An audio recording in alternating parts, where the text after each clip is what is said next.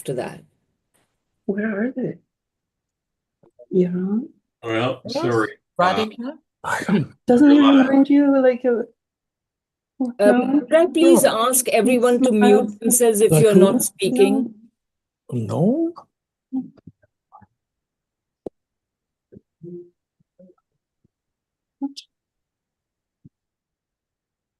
Okay, I think I just muted someone there.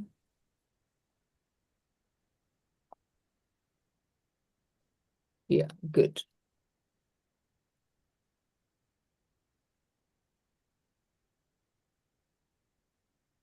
And KJ, did you want to test your presentation at all? I did. Thank you for asking. So you're okay. You think it'll work out. Well, let me try something. Foundations knows a towering figure in that field, no doubt, a name that will come up in our conversation. So, welcome, Tim. So, nice to have you. So, let me just jump in with my own experience of some of the issues that you have spent your life thinking about. I was a young faculty member at Cornell in the 1990s, I guess.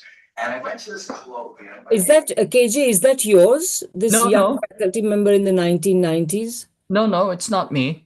Who could that be? Oh, here's somebody else. Let me. Okay, I'm just gonna mute. Sarah, I've muted you, and somebody called. Okay, that's okay. All right. Radhika, do you want to make me a co-host just in case? Yes. Great. I don't know. I'll find out. 47. Here's my, I guess, probably not allowed to turn the video on, but Okay, may I please say, I would like to request everyone, you're welcome to turn your videos on, but please mute yourselves, because some of you are having conversations which we are hearing, and you probably don't want that to happen. So please mute yourself unless you are speaking. And we'll be starting in a minute or so.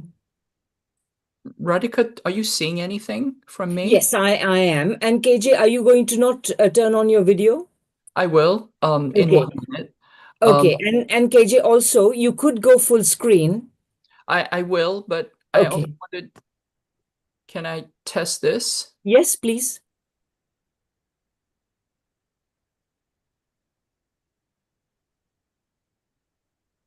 Do you want to test it? Go ahead.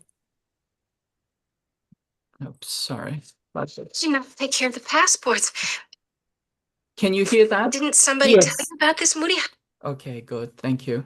All right. But we couldn't see anything. We didn't see a video. We just we heard the audio.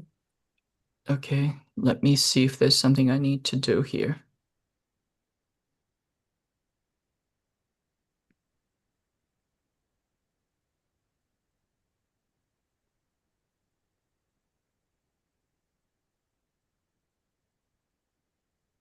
Carlos, maybe you can help KJ. What do you think he has to do? What are you attempting to do, KJ? I'm trying to share a video.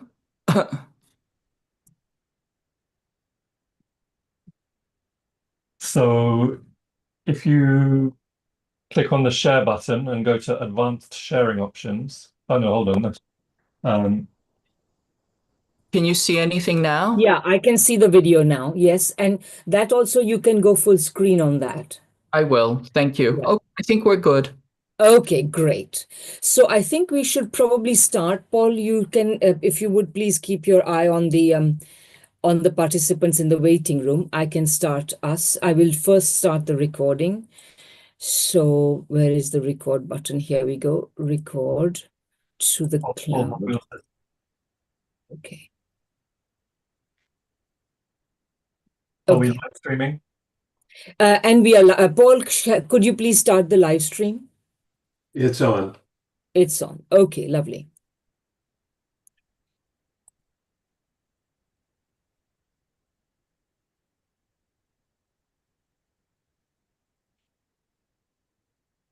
Okay, let's get started. Hello, everyone. Hello, and welcome to another International Manifesto Group webinar. The International Manifesto Group, as some of you already know, has become a forum for discussion of the political and geopolitical economy of our fast-changing world from a socialist and anti-imperialist point of view. Please visit our website, please read, and if you broadly agree, sign our manifesto through pluripolarity towards socialism, and please also consider donating, whether one time or regularly. Though the IMG chiefly runs on our volunteer energy and enthusiasm, we do incur some expenses. Our website is at www.internationalmanifesto.org. I'm Radhika Desai. I'm the convener of the International Manifesto Group and the moderator of today's event. Our topic today is who really won the US-Israeli war on Iran. In retrospect, it's easy to see why Israel and the US launched their war on Iran in the middle of the genocide in Gaza. Though they claim that it was to stop Iran's nuclear program, and though undoubtedly this is something they have long wanted, it was much more than that. It was about regime change, removing the one state in the region that has stood up most steadfastly for Palestine while they still could, or at least thought they could. More than a month has passed since the US and Israel claimed victory in the so-called 12-day war. However, so many questions remain. Was the US really successful in destroying Iran's nuclear facilities and capabilities? Was Iran alone in suffering numerous casualties? Was Israel's Iron Dome effective? Why did the war stop short of regime change? What prompted the ceasefire? Stepping back a bit, while it appears as if in launching its war on Iran, Israel was advancing some gains it had already made against the principal components of the axis of resistance, against Hezbollah, against Hamas, and against the Assad regime in Syria. What has been the real damage that Israel has inflicted on these forces? Will Israel dare to renew the war? With what consequences? In addition to these questions, our panel will also dwell on the broader context of history and prospects for the future. How does the war against Iran figure in the larger strategy of reasserting control of the US-led West over the rest of the world, a strategy which is clearly failing in Ukraine and Israel and is guaranteed to fail in Taiwan? Is the US in danger of losing control over its proxies? Has the war on Iran only further consolidated the anti-imperialist front composed of China, Russia, Iran, and other allies? Will the genocide in Gaza turn out to be the pivot on which the tide of anti-imperialism overwhelms that of imperialism? To discuss all this, we have with us today one of our most highly informed and engaged panels ever. And I'll be introducing them one by one as they speak. Each speaker will speak for about 12 to 15 minutes. And then we will have a question and answer session, which I hope you will all participate in. Like I've said before, since lots of new people have gathered, you are welcome to turn on your video, but please keep yourself muted until you're asked to speak. So if you're not speaking, please keep yourself muted. Okay, so our first speaker is Ramzy Baroud. Ramzy is author and editor of Palestine Chronicle. So Ramzy, please go ahead. The floor is yours.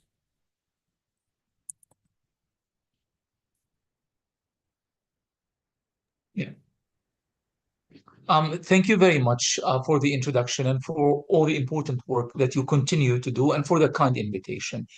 Let me just set a timer for myself. You know, when I think about the question of who won the war, I think it's more important to ask, or it's a prerequisite to ask a question, what is the war? I think that is, you know, if we know what the war is and what the war is all about, we can easily at least begin to contend with the answer of who has won the war. And as you said in your introduction, indeed, this is a war of regime change. The US and Israel have this historical habit of always assigning the wrong reasons of their wars that are aimed at other things aside from what is being declared publicly. For example, the first war against Iraq was supposedly to liberate Kuwait. It wasn't exactly that. It was largely about ensuring that the post-Soviet Union world is a world that is controlled entirely by the United States and its allies, and they needed to fix their, kind of flex their muscles from Panama to Iraq to elsewhere. To the point that at one point we know that Saddam Hussein was negotiating some exit out of the war, and the Americans absolutely not, even though he was willing to concede in whatever the Americans were asking him to do. The same thing happened with the Taliban, by the way. They were willing to give Osama bin Laden to Pakistan and say, you know what, there's a middle ground, try him in Pakistan. What's the big deal? They wouldn't, because ultimately it was never really about the thing that they say it's all about. And the same thing, of course, happened with Iran. Iran negotiated in good faith, and they indeed achieved the 2015 nuclear agreement, and they were holding their side of that agreement until the Americans pulled out of the agreement. But why did you pull out, even though you are saying that your problem with Iran is entirely related to Iran's nuclear capabilities, when they have already conceded to all of your demands in exchange for, easing the sanctions, opening the commercial routes, and allowing them to export their oil, and so forth and so on, unless it is about something entirely different. So let's talk about what is this thing that is entirely different. And in order for us to address this question, let's talk about the transition. I believe the Middle East has been in a state of transition for such a long time. Again, in fact, I remember mentioning this in my last intervention, in your webinar, where I spoke about Gramsci's a reference to the, kind of how history emerges out of two conflicting forces, where the old refuses to die and the young is yet to be born. And he speaks of that as the age of monsters, and we live in this age of monsters. This transition, this age of monsters, culminating in the genocide and the utter extermination of the Palestinian people and the utter violation of international law and the complete and utter disrespect of any values that connects us together as human beings, is the ultimate age of monsters. I don't think we have experienced anything similar to this since World War II, but I would even contend and say even slightly more, because at least in World War II, you had two competing powerful forces, each trying to impose its will on the other. While in Gaza, it's alone.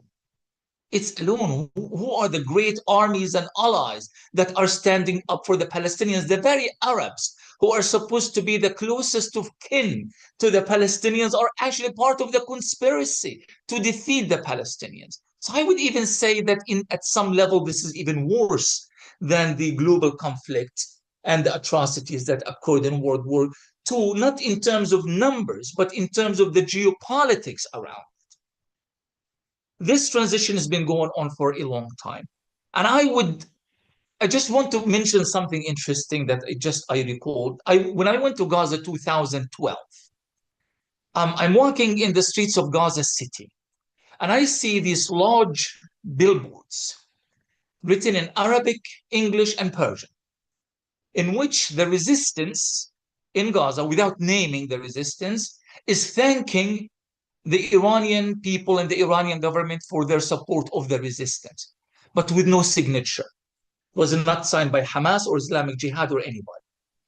And I asked, why aren't these things signed? Why aren't who is being thanked specifically, and who is doing the thank you? And I was told that there was a large debate going on within the movement, where Hamas and the Islamic Jihad wanted to openly thank Iran, but on the other hand, they were under a lot of pressure from Arab Gulf countries that saying, by thanking Iran, you are declaring that you are part of the Iran camp, and that is too dangerous for your geopolitical interests as far as the Arabs are concerned. So the result was, let's thank Iran, but let's not say or declare who has done the thanking. And I thought that was kind of a reflection of the great conflict or the power play in the Middle East, where you know that there are camps that are being formulated, and we know who is on this side and we know who's on the other side, but for smaller political non-state actors like Hamas and others, it is difficult, or it was then difficult, for them to transition fully and to say we are with this side against that side. I think October 7 made it very clear where all these sides now stand. I think the fear that Hamas was worried that is going to be lumped with the Iranian camp versus the Islamic Jihad, I think those days are behind us, and we know where these camps now are very clearly standing. So the transitioning of the Middle East is continuing. Another example of transitioning was in 1996. Benjamin Netanyahu is about to become the prime minister of Israel for the first time in his career between 1996 and 1999. He asked his very close friend of the neoconservative movement in Washington, Richard Perle, to compose some sort of a document that would allow him to regain control of the Middle East. And that's really interesting. Like, why was Israel so intently focused as early as the mid-90s on the idea of trying to control the Middle East? Israel was already worried that things are going in the opposite direction of what Israel wanted at the time. Richard Perle comes with this document, a clean break, he calls it, a new strategy for securing the realm. Let's move past the Oslo Accords and the peace process and all this nonsense. Let's just be focused, and let's be clear, and let's be honest about what we want in the Middle East. And what did they want from the Middle East? They wanted, with the help of Turkey and Jordan, according to Richard Perle, to contain, destabilize, and even roll back Syria. They wanted to remove Saddam Hussein from power, and they wanted to, in order for them to destabilize Syria, they would do so in order for them to weaken Iran. And they saw Syria and Iran as the principal agents, and that's their words, not mine, the principal agents of aggression in Lebanon. So in order for Israel to gain control of all of this realm, they needed to take the initiative, or what they call the strategic initiative, by engaging directly with them and preventing the US of having total control over Israel's relationship with the entire region. And I would say that was most likely the very beginning of Netanyahu's plan to dominate the Middle East independent from US foreign policy. So I don't think we can be, just assume that US-Israeli relations remained unchanged over the course of the years since 1948 until today. Yes, the US is an imperialist country, and yes, Israel has been a major agent of American imperialism and Western imperialism in the Middle East, but the relationship began shifting at one point. And I think this is really the crux of the conflict, if you will, between US and Israeli foreign policies during the times of Barack Obama and in later years, is that Netanyahu is trying to take full control over Western imperialism in the Middle East, to navigate it and to push it in a direction that is only beneficial to Israel, even if it comes at the expense of his Western allies. And we saw that kind of culminating all the way to his famous speech in the US Congress, where he challenges Obama openly. Not that Obama was a non-imperialist president, to the contrary, but he just felt that Obama was not moving in that direction that was set forth by Richard Perle in 1996. So Netanyahu has always, years and years before the Al-Aqsa flood or the war in Gaza, has always had this major mega plan in mind. And he always understood that Iran is ultimately the greatest enemy of Israel, especially after that idea was further accentuated after the defeat of Iraq, or the invasion of Iraq in 2003. and ultimately what happened in Syria. So Iran becomes this final goal, this final objective that would make everything better for Netanyahu. The thing that would allow Netanyahu to come and say, listen, maybe I was your leader during October 7, but not only did I rectify that mistake, I destroyed Gaza. I am pushing the Palestinians out of Gaza altogether. Not only that, I rearranged the Middle East. Therefore, his obsession with the term the new Middle East, making the Middle East, remaking the Middle East, because Netanyahu has always thought kind of this long-term idea of making Israel the dominant superpower in the Middle East and eventually beyond the Middle East. But then you have this problem, and the problem called Iran. Now, the thing is Iran, and I'm just going to check my time element here. The thing about Iran is that Iran has been on a you know, kind of a rising trajectory since the overthrow of Mohammad Reza Pahlavi, the Shah, in 1979. Iran started, you know, there's some documents that suggest that when the Iranian Revolution happened, that the military technology of Iran under the Shah was too advanced that the new Iranian society that took over did not even know how to operate such military arsenal, compared to where it is now, where Iran is manufacturing its own weapons and is actually exporting weapons to its allies. Without Iran, Ansarullah would have not sustained themselves. Without Iran, Hezbollah, and of course the Palestinian resistance would have not been able to put up such a prolonged and sustainable fight against Israel, and even beyond that. So now, from an Israeli point of view, the Iranian menace is real, and it has to be overthrown somehow. Of course, the nuclear element is the brand. I mean, you need to sell that idea to the rest of the world. You need a brand. You can't say, well, you know what, we're insecure about our status in the Middle East, and therefore we want to knock the Iranians out because there's a power play underway in the region. That is not something you can sell via Fox News and CNN and American Western propaganda platforms. You need something that's far more compelling, which is the bomb. The bomb, the bomb, the bomb, the bomb, despite the fact that the Iranians themselves says, we're not interested in the bomb. It goes against our spiritual beliefs, against our faith. We have a fatwa, a religious decree against the bomb. But that viewpoint is almost never transmitted to an American audience. All that they hear is Netanyahu screaming about the Iranian bomb over and over again, yet he could not get that final wish he wanted, because Iran is several times the size of Iraq. I went to Iraq just before the war, in 2003.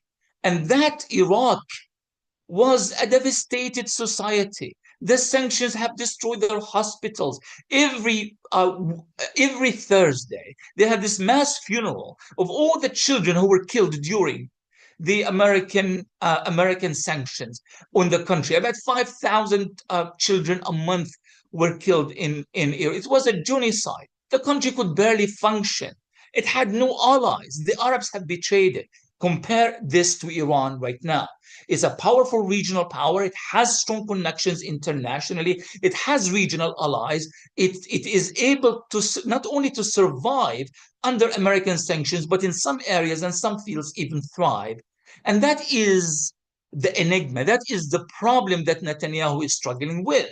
So this man, who is unable to defeat a resistance that is fighting under tunnels during a famine and a genocide in Gaza, he decides he wants to go to war against Iran. And the outcome, I mean, Israel did everything it could do in the 12-day war, but everything that it could do with American and Western help.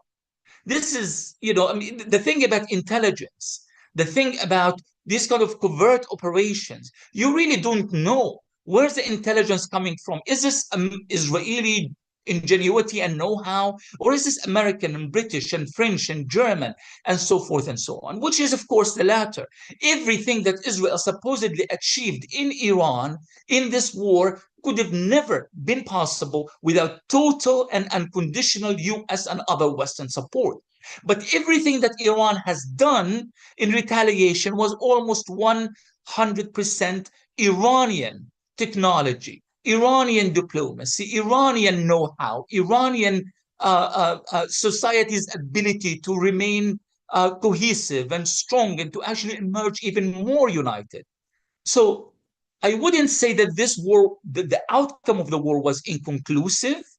I would say, considering what Netanyahu was hoping to achieve in that war and what he has been hoping to achieve as a culmination of many years of anti-Iranian propaganda and build-up technologically and in terms of intelligence and militarily, I would say that Israel has received a decisive, well, maybe not a decisive, but a major blow. It could be a decisive blow if this kind of suicide nationalism that continues to control Israeli society drives Netanyahu to another fit of madness, to go to another major war against Iran. But definitely, I think Iran emerged much stronger and much more capable after this war. And if we must decide on the answer, whether Iran or Israel have won, I would say Iran has definitely won this war. Thank you so much, Ramzy. That was just absolutely fantastic and really setting the scene, I think, for our discussions. I really love the fact that you pointed out this is worse than World War II, that the control of the United States over Israel cannot be assured. And also how the way you, I think, very perceptively problematize the way in which aggression is always kind of, I mean, it overreacts to the smallest threats, because it always exaggerates threats. Of course, threat inflation is a very important part of what it does. But thank you very much. We now go to Hamid Shahrabi. Hamid Shahrabi is a political activist based in Tehran. He is the co-founder of Global Resistance for Peace and Justice, Iran. So Hamid, please go ahead.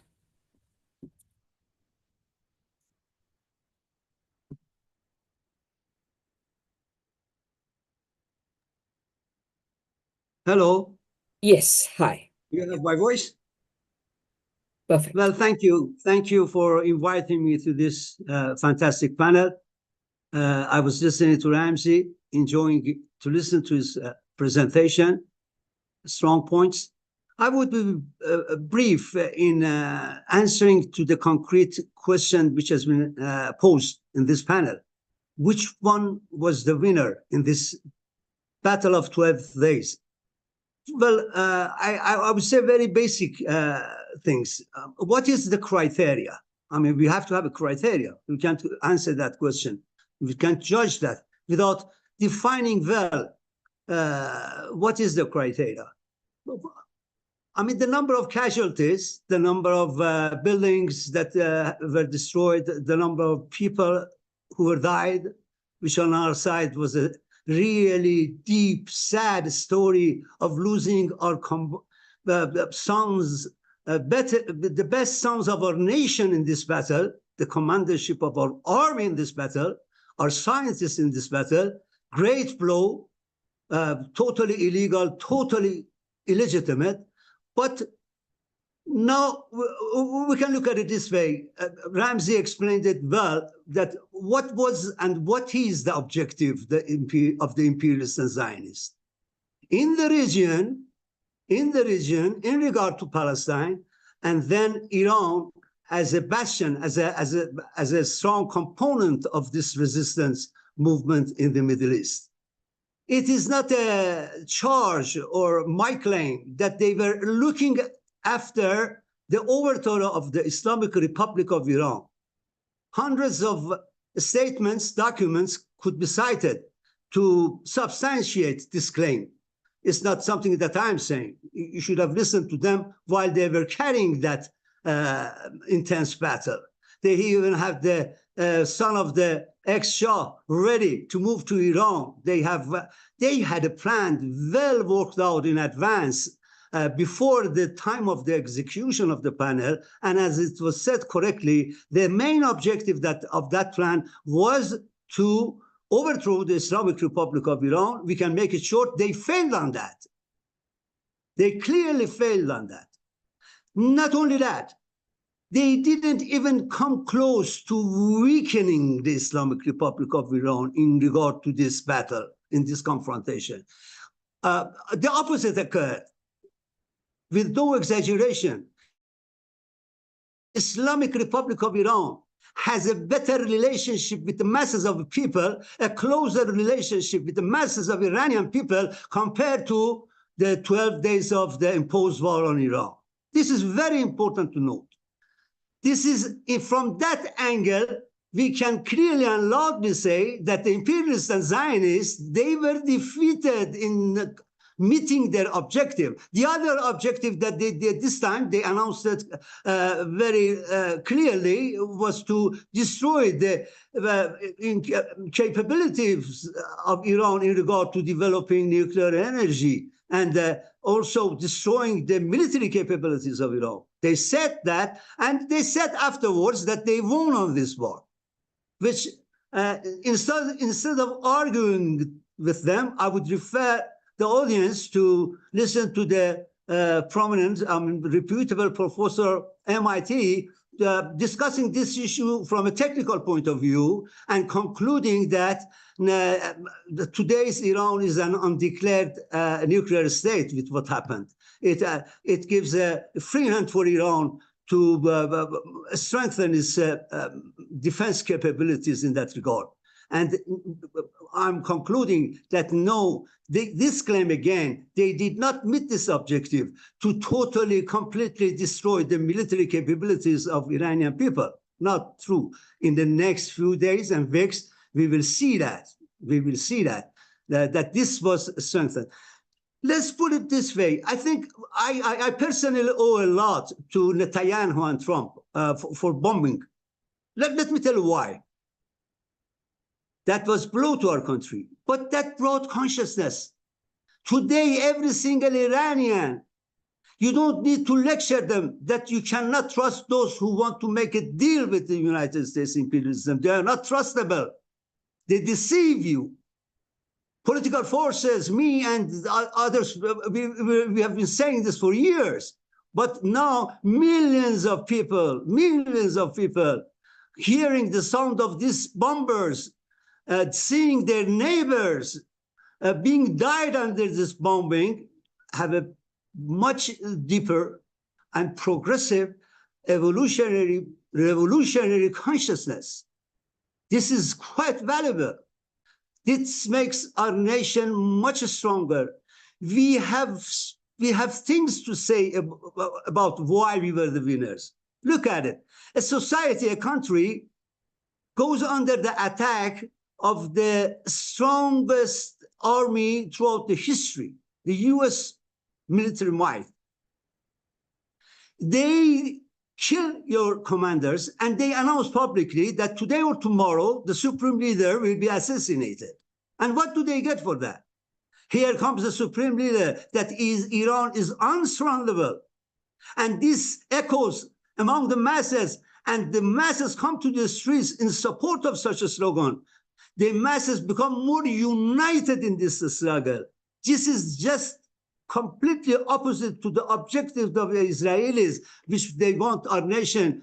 We have even forces among the opposition groups in Iran that after these 12 days of war, they are now 100% in support of defending our national sovereignty, our independence. So these are the very positive, and still by saying this, I'm not implying even slightly that the war is over, that we have won completely this historical battle, because this is a historical battle. We just witnessed one round of this battle. And yes, in this round, we show that we are strong. We showed that Iran is not going to retreat. We showed that with no exaggeration and with no rhetoric, we have hundreds of thousands of people who, like Imam Hussein, who like Nasrallah, who like Sinwar, are ready to put their lives in their hands and struggle for the independence of the country. Iran is today stronger than ever. When you compare more than 4 decades of Iranian revolution, we are stronger today. Well, we have difficulties, yes, we do. We have problems, yes, we do. But with the situation that was created, with the consciousness that was created, we are in a much better position even to deal with the internal problems of Iran for justice, for deeper justice, for rights of our workers, our toilers, to all these, we are in a better position now to fight for other demands of our people. In the battle with the imperialists, we showed that they are not invincible. This is a story. This is a story that you cannot hit the imperialists. Yes, you can. Iran showed that it can. And Iran, let me tell you, this is, I know it for sure, I believe in it, that the next time that they want to try to make it their next move in attacking Iran militarily, they would witness much stronger response. Much stronger response. Nobody believed that after the killing of the commanders of Iran, in less than 24 hours, a leadership will take over and will launch missiles on Israel, destroying capabilities of this fascist state. Thank you. I will suffice to these comments, and I will look forward for the question and answers. Thank you so much, Hamid. That was also really great. I think you reminded us very well that Iran has emerged out of this with much greater sounder legitimacy than it went into this. So this is inadvertently a gift of the aggressors to Iran. Thank you. And we will now go to Sara Flounders. As many of you know already from previous IMG and other webinars, Sara is co-director of the International Action Center. So Sara, please go ahead.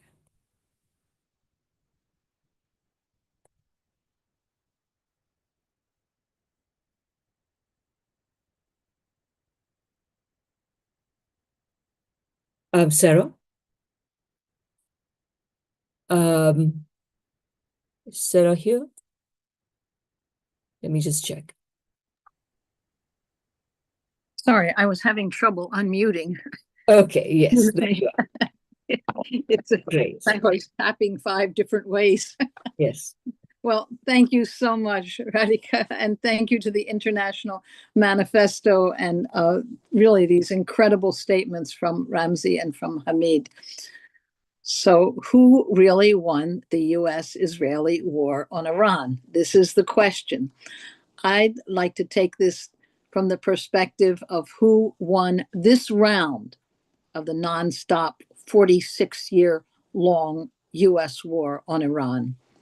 Since the Iranian Revolution, Iran has not had a moment of peace, not a year when they're not targeted with assassinations, coup attempts, internal destabilization efforts, sanctions aimed at total strangulation. Iran, while reconstructing the country and making incredible gains, has had to win each round in order to survive. The June 13th Israeli attack was totally unprovoked, a targeted attack. It was an attack that was planned for months. I want to say during this time, because the population in the US is not for a war with Iran, we were able to organize actions in 70 cities on short notice because the population here has no interest in war, but real solidarity with Iran we need to build. So who really won this war?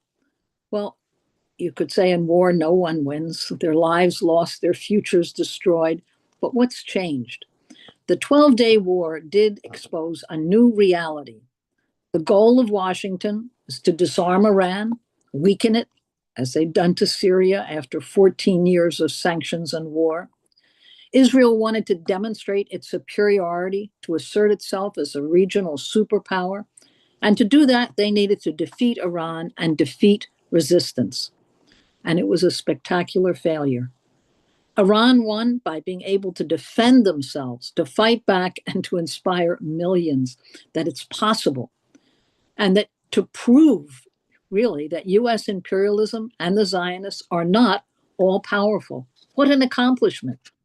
Now, Iran is committed to defending its sovereignty and it will respond to aggression. The message was Iran will resist, will fight back, and will never be surrounded.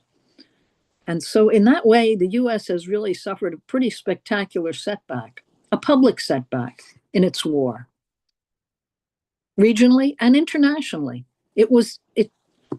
They showed that the Zionists were unable to defeat 2 million Palestinians in 22 months of the most savage genocidal attacks, imposed famine. The thinking was that a surprise attack on Iran, a country of 90 million, could change their fortunes in the entire region. The US-Israeli effort to destroy Iran using fleets of US-supplied equipment for those Israeli bombers, it was a surprise attack during negotiations when it was least expected. Now, that surprise attack did succeed in killing in one blow Iran's top military command, top scientists, top government administrators in their homes. It was months in the planning. It was an effort to bring the whole state down. It was a huge regime change operation, a horrific attack. Israel and the US called on the population to come out and overthrow the government. Trump gloated the following day. He proclaimed it publicly, his role in using negotiations to catch the Iranian government officials off guard. He demanded Iran's complete surrender. So when Iran, in self-defense, responding using missiles they had crafted, they were amazingly able to break through Israel's Iron Dome that the Zionists had bragged for years made them untouchable. And suddenly, it's the Zionists who are cowering in their bomb shelters, clawing and fighting each other to get in, barring the door to African and Asian workers they had brought to Israel to replace the Palestinian workforce.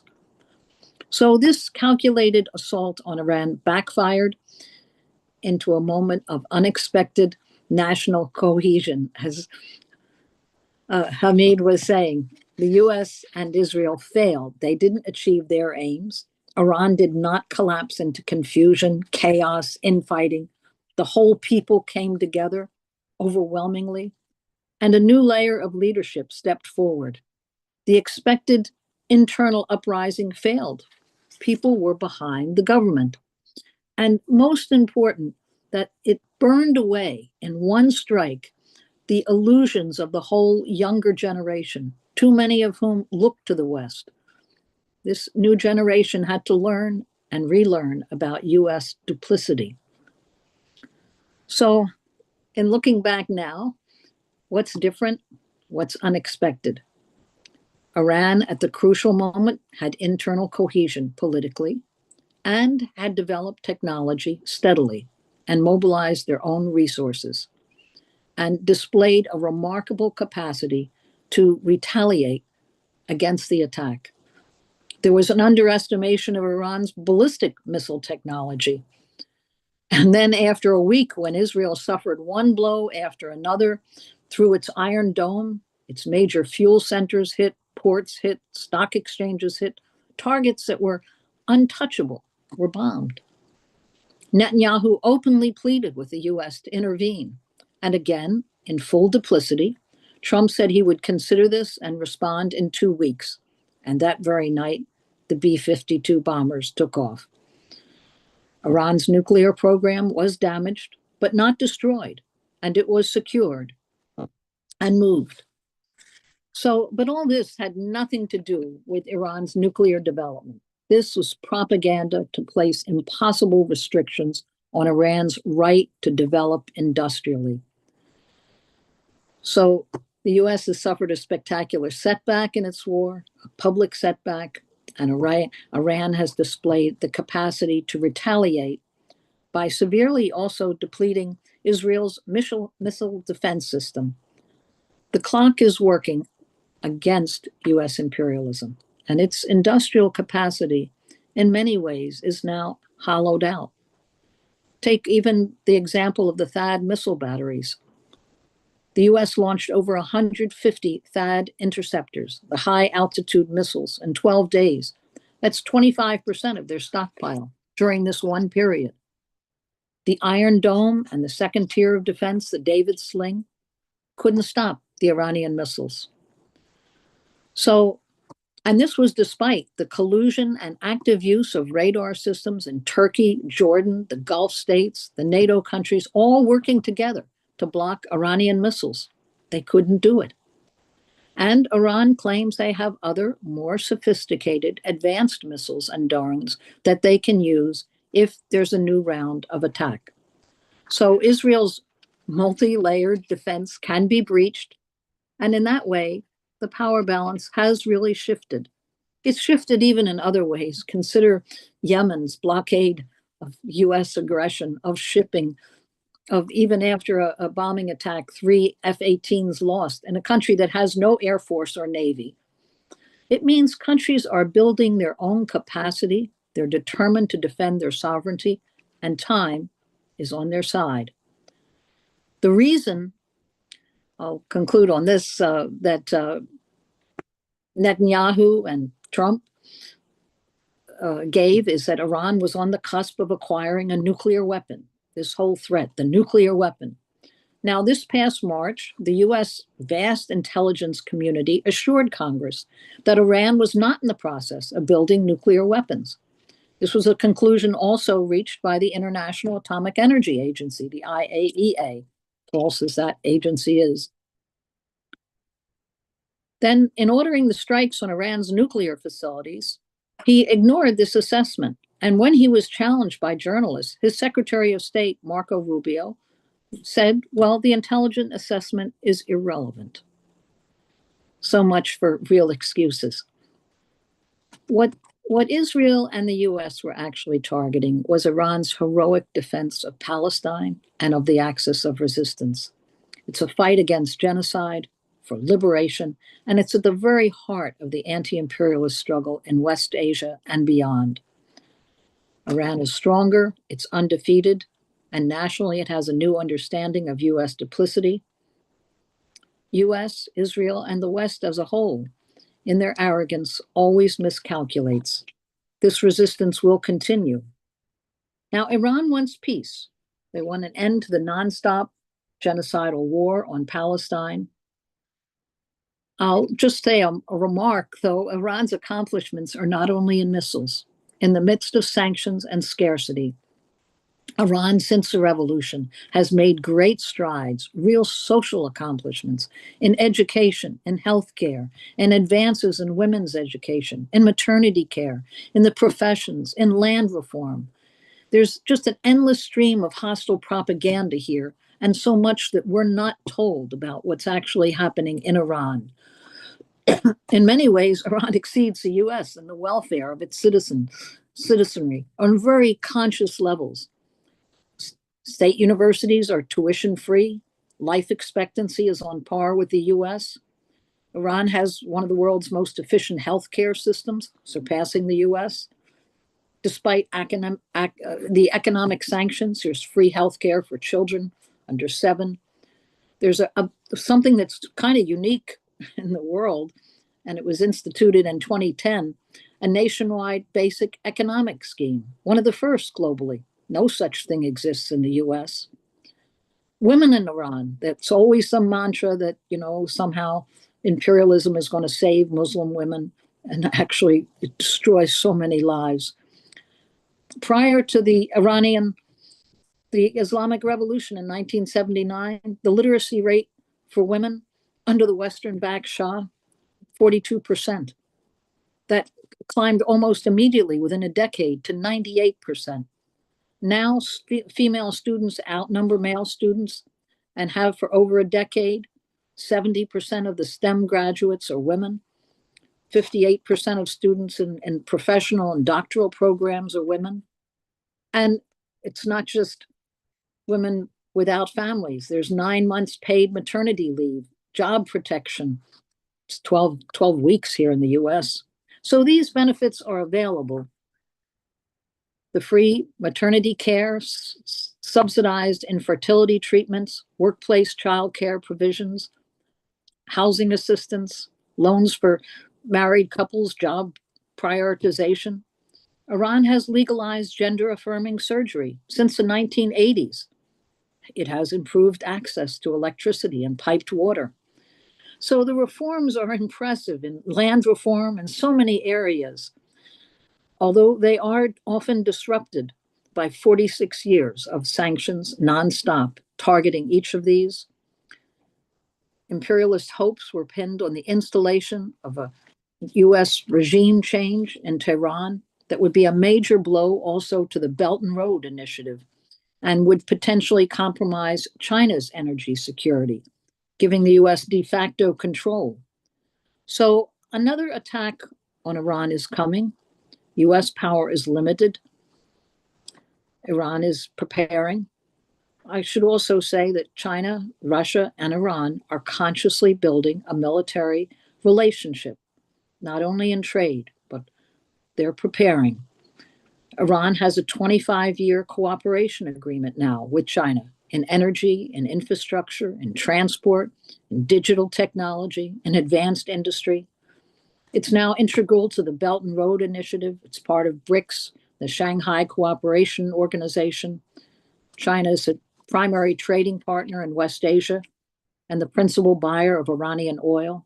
So this means that Iran isn't isolated. It has a lifeline. It's suffered under, all these countries have suffered under US imposed sanctions, and there's a growing partnership that makes Iran both a strategic obstacle, but quite a force in West Asia. All three countries, Iran, Russia, China, are US targets, so their cooperation is essential for their survival, and they understand this well.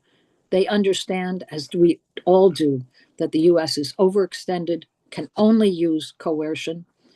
And I want to say for the anti-war movement in the West, we have to be ready to firmly resist this escalating campaign. We need to preserve and expand a real anti-imperialist message. And I think this program helps us to do it. So thank you very much. Thanks so much, Sarah. That was such a wide-ranging speech going over military matters, development issues, human development issues, and of course, the balance of power and legitimacy in the region. That's really great. So we will go on now to our next speaker. Next speaker is KJ No. KJ is a journalist, political analyst, and peace activist. KJ, please go ahead.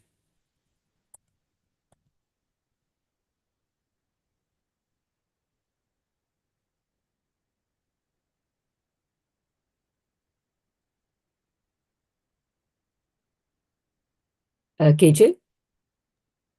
Yes. Yeah, great. Thank you. I'm very honored to be here with this illustrious panel for this very, very critical presentation. I'm sharing my slides right now.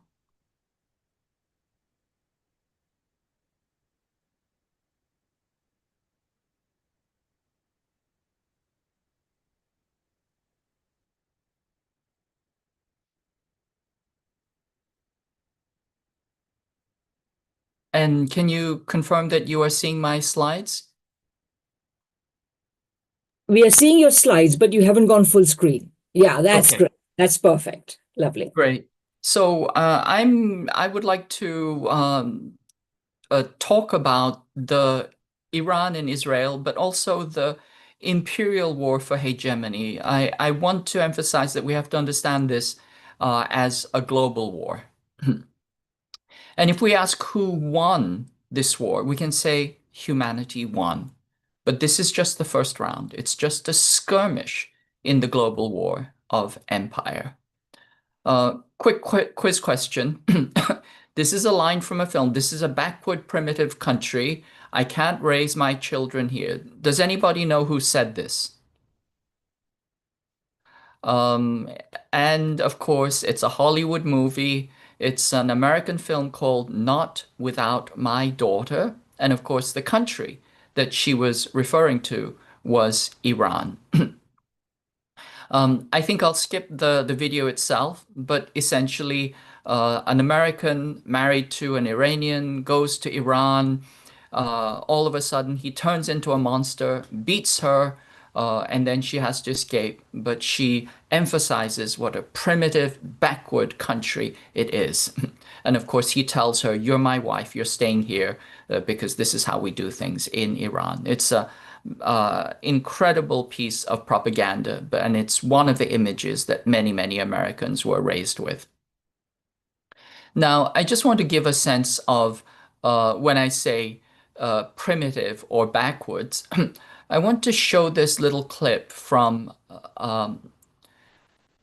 Stuart Saldowitz because we may have forgotten this. You know what? It wasn't enough. Smile for me. Play that again. Like Mohammed, if we killed 4,000 Palestinian kids, you know what? It wasn't enough.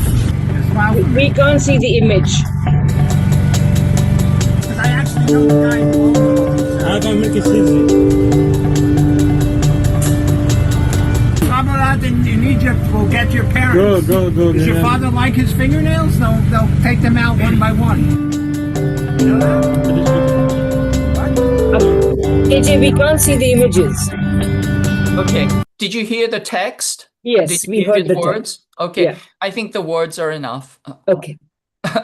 Essentially, this was Stuart Saldowitz, and he's not just any racist. He was actually the former director of the National Security Council South Asia Directorate under Barack Obama. He was a former diplomat for the US State Department, served during 5 presidencies. He was the State Department's Office of Israel and Palestinian Affairs. In other words, he was quote unquote negotiating the two-state solution according to, the Oslo Accords.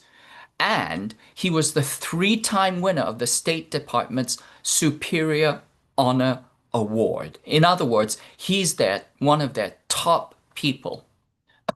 And if you recall the dialogue, Hussein is a halal food vendor. He says, "I'm working now. Can you go, please?" And Saldowitz says that you are a terrorist. You support terrorists. Hussein says, and it just kind of slips out of him, "You kill children, not me." And then Saldowitz doesn't even have the hypocrisy to deny it. He says, "You know what? We killed 4,000 kids. This was in 2023 already, 2 years ago. We killed 4,000 Palestinian kids. You know what? It wasn't enough. It wasn't enough." These are the people that are leading U.S. Policy. And then, in other interactions, he says, "Smile for me. You don't speak English. That shows how ignorant you are. You should learn English. It will help you when they deport you back to Egypt, and the Mukhabarat, the Egyptian secret police, wants to interview you. Are you here legally?" And then he says, "I'm going to send this picture to my friends in immigration and to the Egyptians." In other words, he has direct friends with the Egyptian secret police. They will get your parents. Does your father like his fingernails? They will take them out one by one. And he actually demonstrates taking fingerprints. So these are the people that we're up against. And I'm not going to show you this film. This is Anthony Hopkins in Silence of the Lambs. But Stuart Saldowitz actually does a really, really good, he's a really good contender for Anthony Hopkins' role in The Silence of the Lambs. This is a serial killer. And of course, we know Hopkins, he, won the Academy Award, but he was acting. But if you see that Saldowitz it just comes out of him naturally, over and over and over again in multiple interactions, because that's just who he is.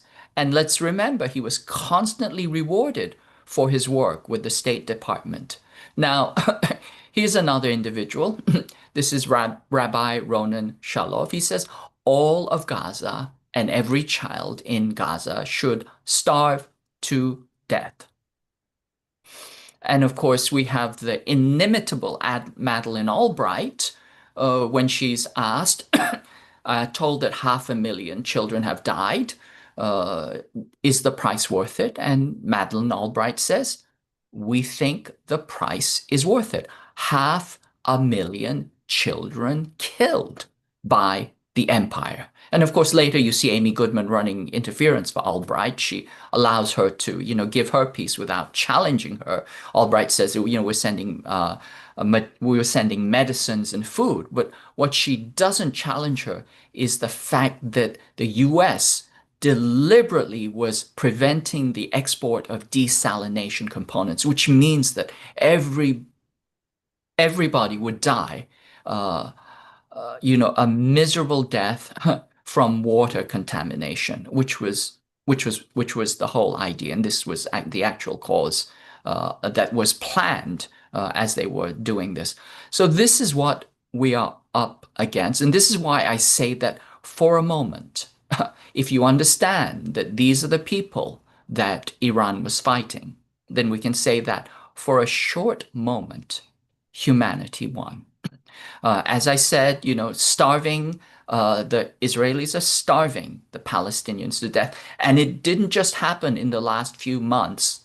It's been ongoing. Starvation is a long, slow process. People can go for a long time without food. But now they've hit phase 5, really, critical, the critical state. And I would argue that, once again, what's going on is not simply subhuman because humans share food. It's not even sub-mammalian because mammals feed their young. It's not even sub-avian because birds feed their young. I mean, it's reptilian what is going on. And so when, somebody like Betty Mahmoud in a movie says that Iran is primitive, we really have to ask ourselves, what has happened to language itself? Just going back to the notion of primitive, I want to, and I apologize for,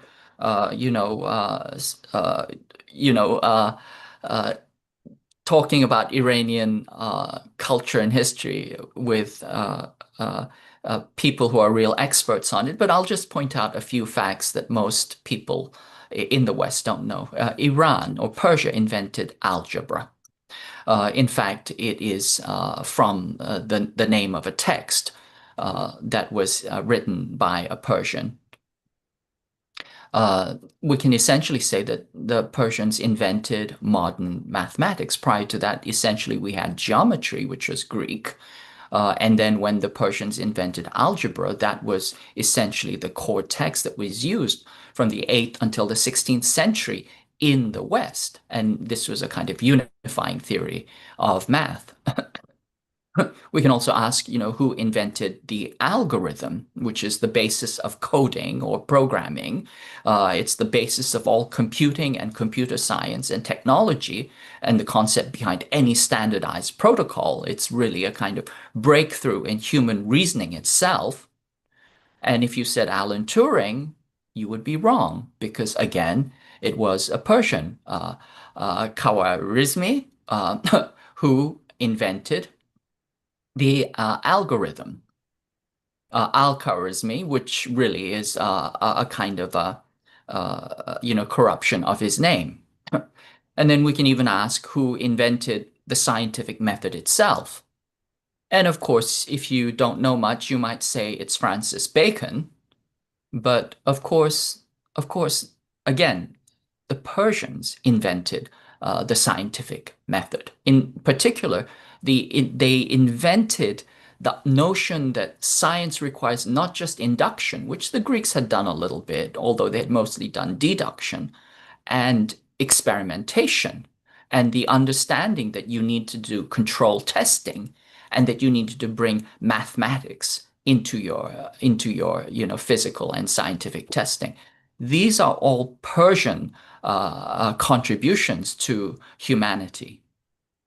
And of course, we also know that Avicenna developed a theory of mechanics long, long before Newton. And these discoveries formed the basis of, actually, ballistic missiles. We can also talk, and Sarah alluded to this, where was the first teaching hospital in the world? And if you said St. Bart's in London in 1123, you would almost be correct, but it was actually the Academy of Henri Chapin in Persia. And that was about 600 years before in the during the Sasanian Empire. And of course, Iran's work in science has never stopped. This is 14 years ago. This is an article in New Scientist which says that Iran is top of the world in science growth, an 18-fold increase in science publications. Now, going back to ballistic missiles, what we do know in True Promise 2 was it was the second largest ballistic missile attack in history. 200 missiles at Israel, which covered over 1,500 kilometers. Actually, the most intense, the largest ballistic missile attack in history was True Promise 3, which was about 550 ballistic missiles. We know we don't have clear battle damage or bomb damage assessments, but we know that many of them were not intercepted. That is, US, NATO, Israel, all these king's horses and king's men put together, their shield failed. That is to say, the THAAD system, the Arrow 2, Arrow 3, David Sling, Patriots, which they refer to as the greatest Patriot engagement in human history, where they actually had to move the Patriots out of other places to bring them into theater, as well as Iron Dome, that failed. And this shattered the myth of Israeli impunity. As I said, we don't have clear battle damage assessments because they're all being hidden, but we know that this was significant enough that Israel had to tap out. So we have some conclusions we can draw that Iran is capable of directly punishing Israel, and it is also capable of directly attacking US assets. In fact, it's the only state power in the last half a century which has done so.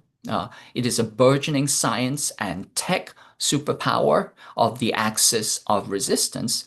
And I would argue that it is essentially an ancient civilizational state that is recovering its historical glory and stature, like China, with which it has a very, very close relationship.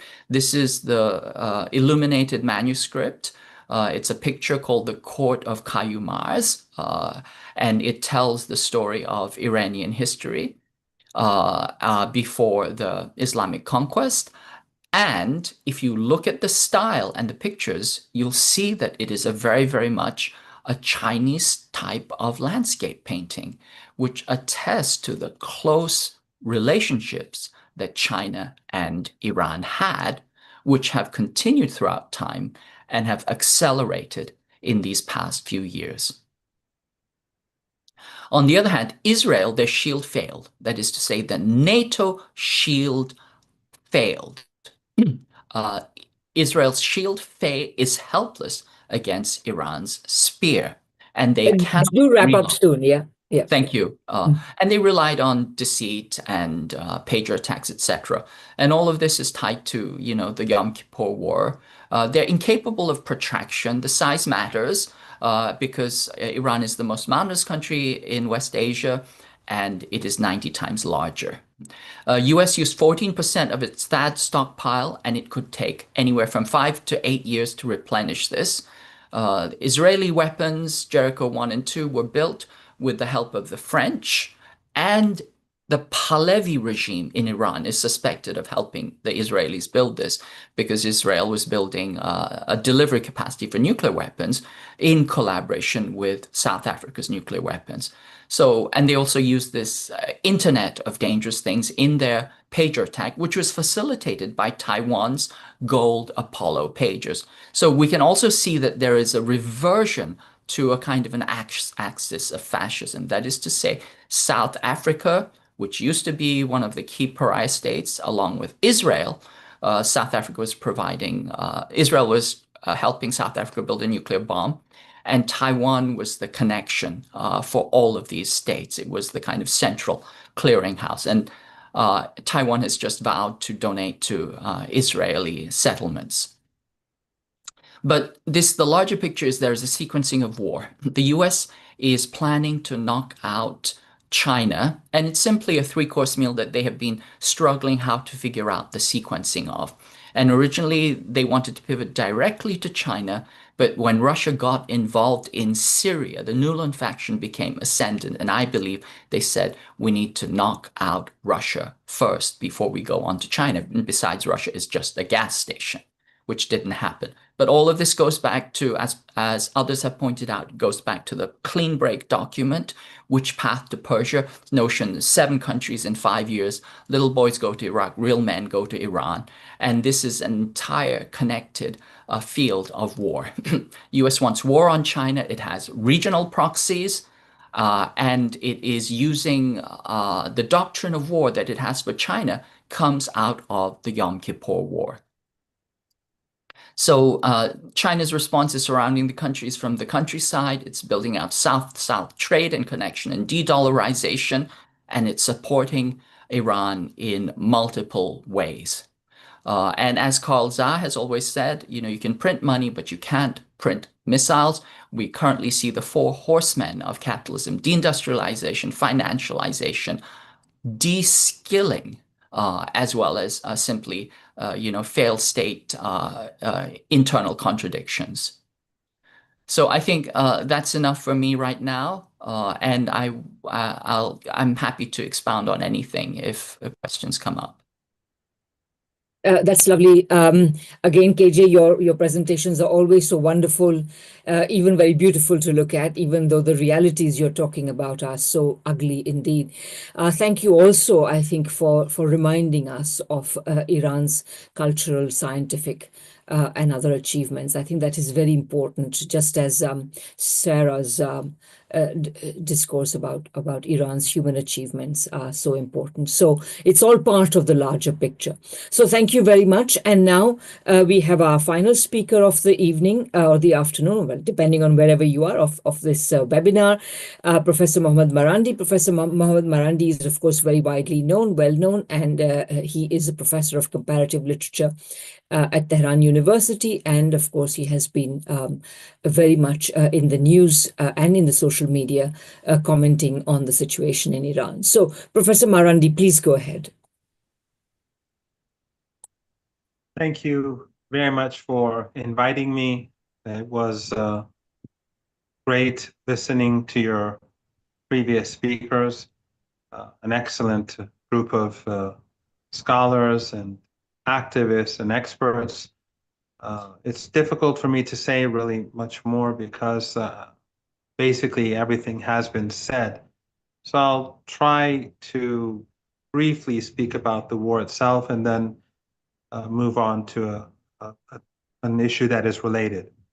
I think it's pretty clear in the eyes of Iranians who won the war, because the Iranians were celebrating on the streets across the country when it came to an end. And we did not see similar celebrations in Palestine.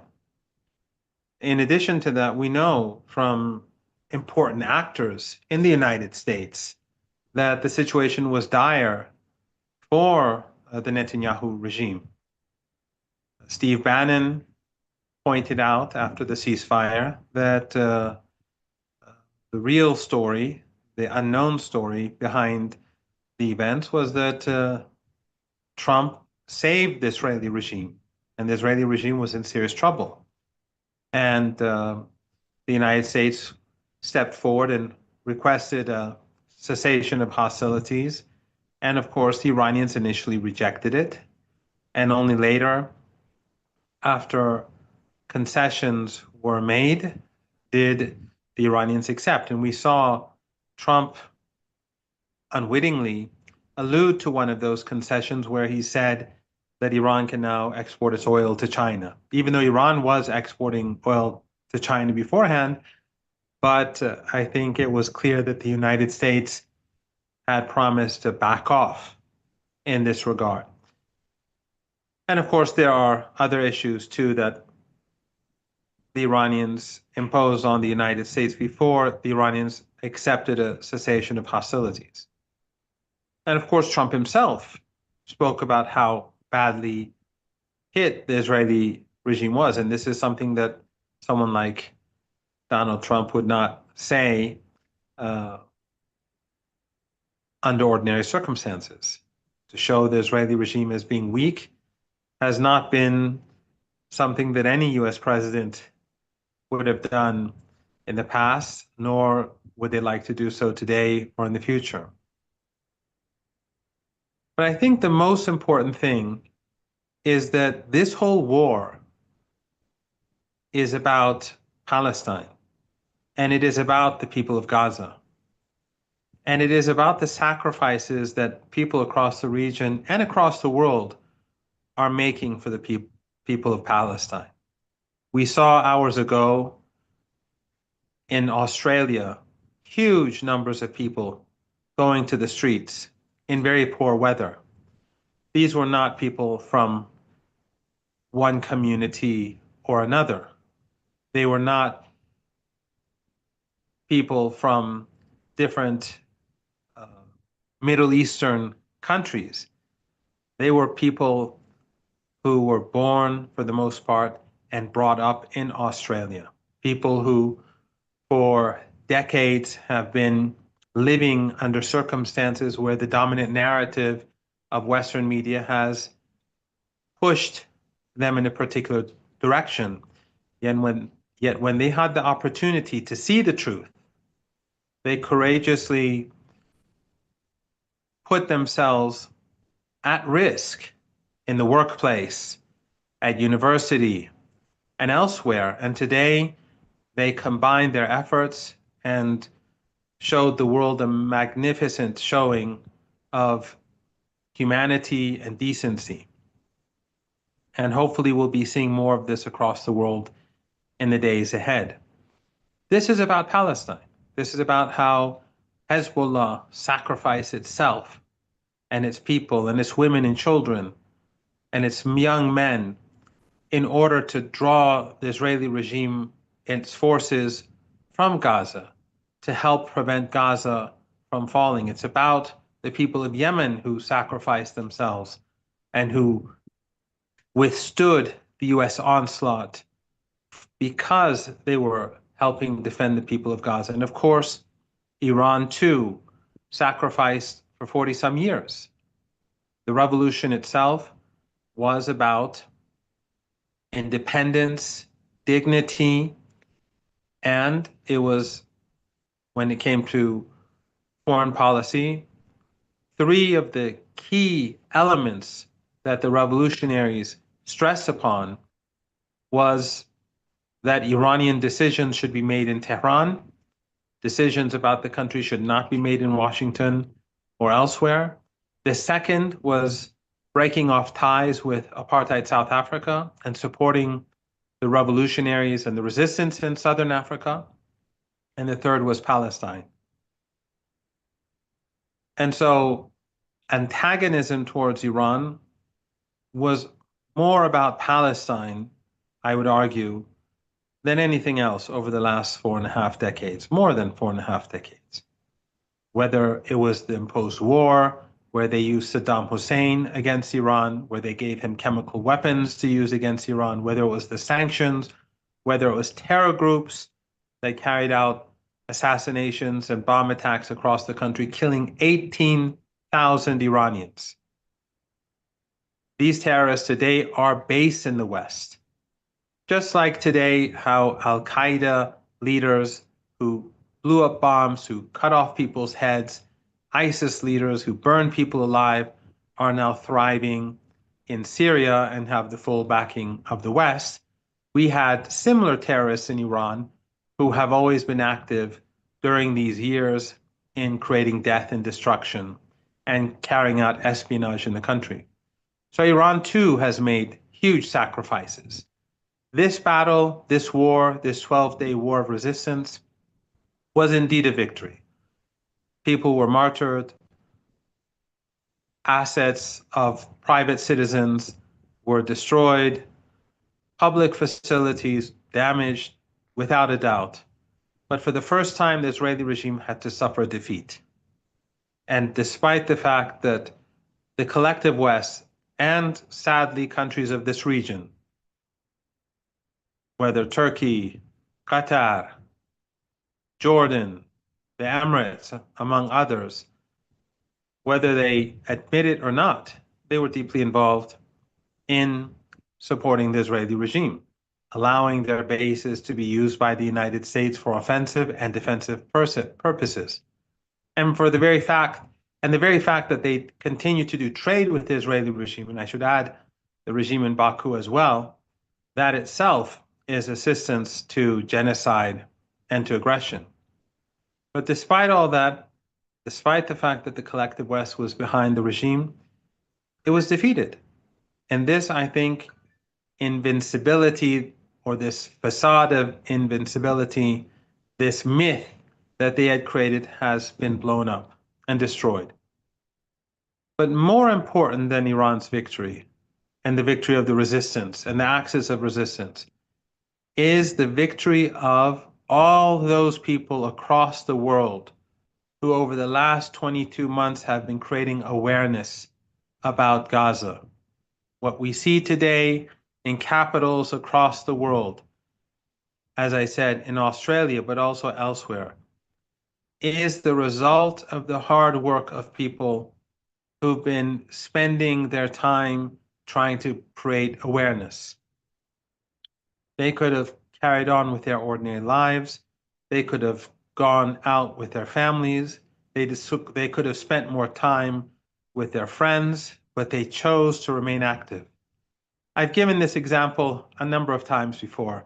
I remember early on during this Holocaust, there was an image of a lady in Seoul in front of the Israeli embassy. We were told, or I'd read, that she would stand there every day, regardless of the weather, in order to expose the regime.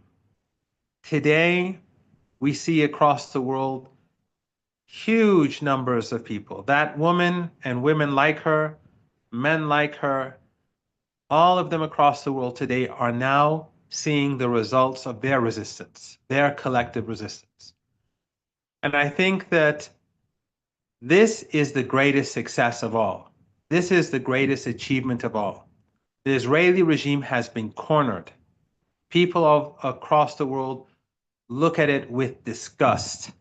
You see today how openly key public figures in the United States are speaking out against the regime, whether it's people like Candace Owens or Tucker Carlson, among others, and key figures in the public sphere outside of the realm of politics in the United States. They too have shown their disgust at what is going on. And my hope is that we push harder, that all of us do more from today onwards, because these are the most sensitive days. Children are starving, children are dying, mothers are starving, fathers are being shot and killed, like as if it's a game for these Israeli regime soldiers.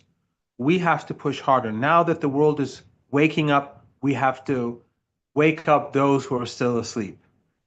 And I think that if this continues, the legitimacy of the Israeli regime, for me, was never a question.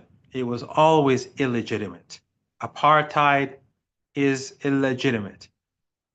The genocidal regime is illegitimate. But today, the regime is losing this legitimacy in the eyes of so many people, especially in the West, who deemed it to be legitimate once upon a time.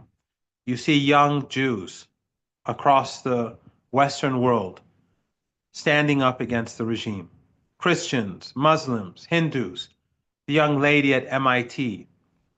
All of these images that we've been seeing show that there is a collective humanity that's spread out across the world that is rising up against this. We must push harder to quicken this, to put greater pressure on the regimes that support this Holocaust.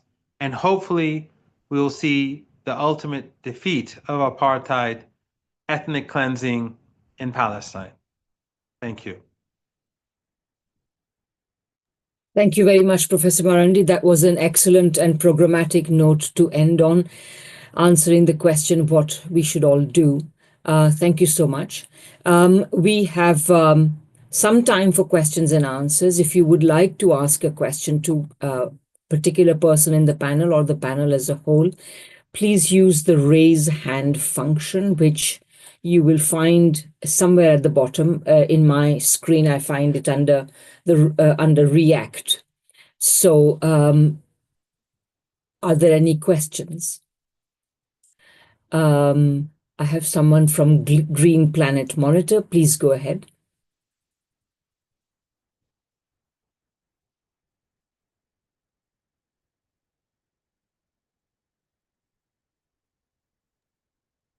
Yeah, that would be me, Radhika, Dave Kattenberg. Oh, David, yes, of course. In the Netherlands. I have a simple question for whoever feels best equipped to answer this, perhaps Ramzy. Saudi Arabia some months ago was quote unquote, normalizing relations with Iran, facilitated by China. Where is this going? Where might this go in the future? What's the status of this supposed thaw between Saudi Arabia and Iran, and where might it go? Great. Thanks, David. Carlos, I think you have a question. Is it acceptable to make a point or contribution in place of a question? Sure, sure. Yeah, just first, obviously, thanks so much to all the speakers. I think we had 6 really outstanding and illuminating presentations. So thank you again.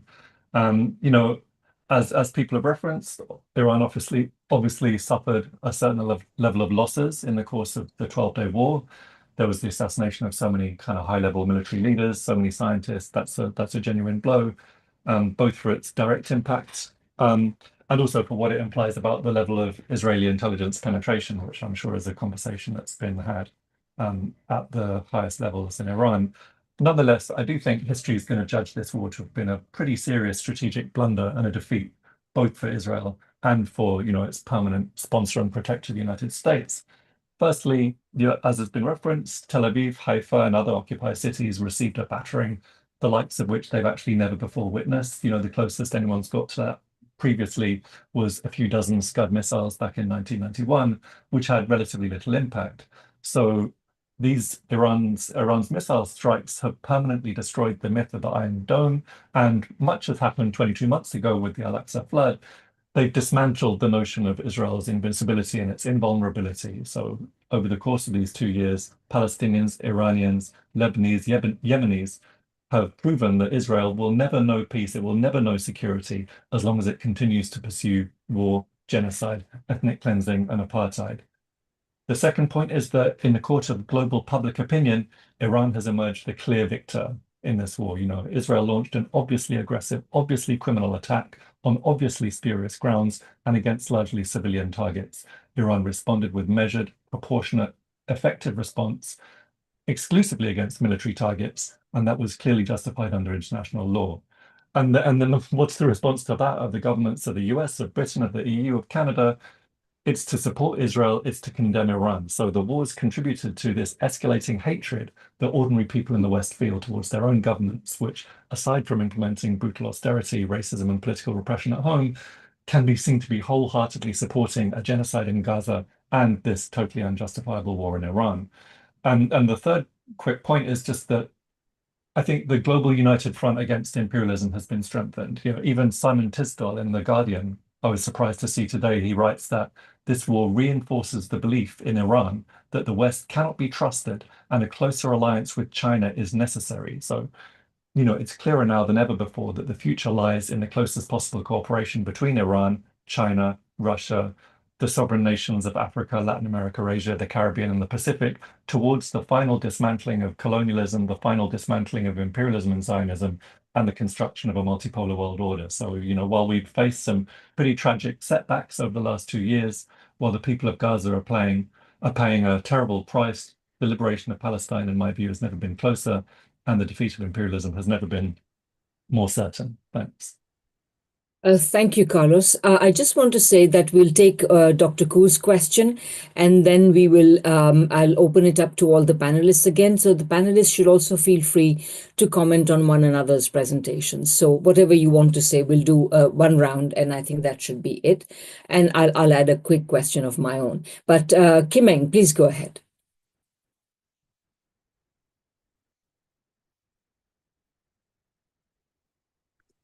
Okay. My question is very simple. Recently, I heard that a conglomerate of Arab states was trying to pressure other countries to recognize a two-state solution. But one of their stipulation is the disarmament of Hamas that caused a lot of concern for me, because Hamas has been one of the key people in this war against the Palestinians that they fought so hard for. So I'm concerned about that, and I just want to know what the panelists think. Thank you. Yeah, and sorry, was there some? Yeah. And I just have a couple of quick questions to add to this for all the panelists. If you could please comment on the situation inside Israel as you see it. I mean, to what extent can a population remain in support of such a obviously illegitimate set of actions that the Israeli state is undertaking, no matter the level of propaganda that Israel is taking up? That's my first question.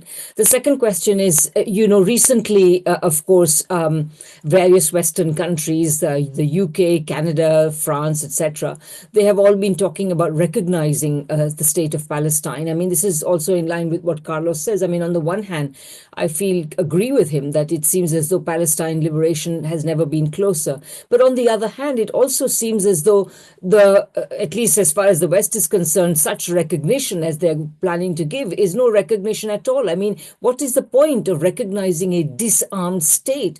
A disarmed state is not a state. So maybe I'll just leave it at those two questions. I have one more person, and I'm going to take only that and no more, and then we'll do a round of answers. So Noor Qadri, please go ahead.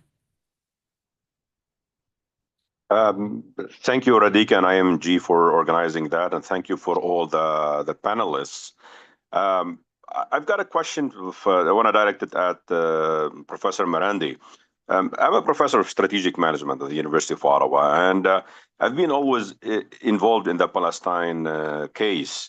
And just to follow up on Radhika's last notes, that we see that rush from many Western countries, Canada and France and Britain, calling on for the recognition of a Palestinian state, but it is a demilitarized state where Hamas and the resistance have no place in that, and they're pushing for this. I feel this is kind of and I want to just going to be the devil's advocate on this side, that they're trying to push this to save Israel, because Israel is in a kind of corner in this situation, and the recognition of a Palestinian state is not to recognize Palestine, it's just to save Israel from its own damages. Do you agree on this point, or do you have any other opinions on this? Thank you. Thank you. Okay, so maybe we'll go in the reverse order of presentation, starting with Professor Marandi and then going, as I say, down the list in reverse order. So Professor Marandi, please feel free to answer any point and all points that you wish. Please unmute yourself. Okay, well, again, thank you very much for this invitation and for this excellent program.